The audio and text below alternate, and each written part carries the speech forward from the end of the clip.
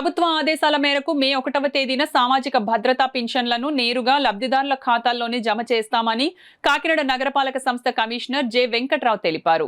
మంగళవారం ఆయన మీడియాతో మాట్లాడారు. ఖాతాల్లో జమ చేసేందుకు అవకాశం లేని వారికి మాత్రం ఇళ్ల వద్దకు పంపిస్తామన్నారు. పింఛన్ల పంపిణీ ప్రక్రియ పై సంబంధిత అధికారులు సిబ్బందికి ఈ మేరకు ఆదేశాలు ఇవ్వడం జరిగిందని ఆయన వివరించారు.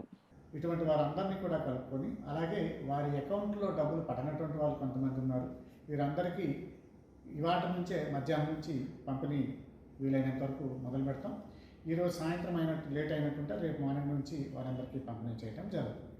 అంతేకాకుండా ఎవరికైనా అకౌంట్లో డైరెక్ట్గా నేరుగా జమ కానటువంటి వ్యక్తులు ఎవరైతే ఉన్నారో వారిని రేపటికల్లా గుర్తించి ఎల్లుండి డబ్బులు బ్యాంక్ నుంచి డ్రా చేసి అటువంటి వారికి కూడా వారింటికే డబ్బులు తీసుకెళ్ళి నేరుగా ఇవ్వటం జరుగుతుంది.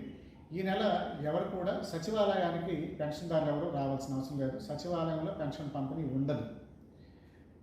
సచివాలయ సిబ్బంది నేరుగా ఎవరైతే ఈ లబ్ధిదారులు ఉన్నారో వారందరి ఇళ్ళకే వెళ్ళి వారికి పెన్షన్ పంపిణీ చేయడం జరుగుతుంది.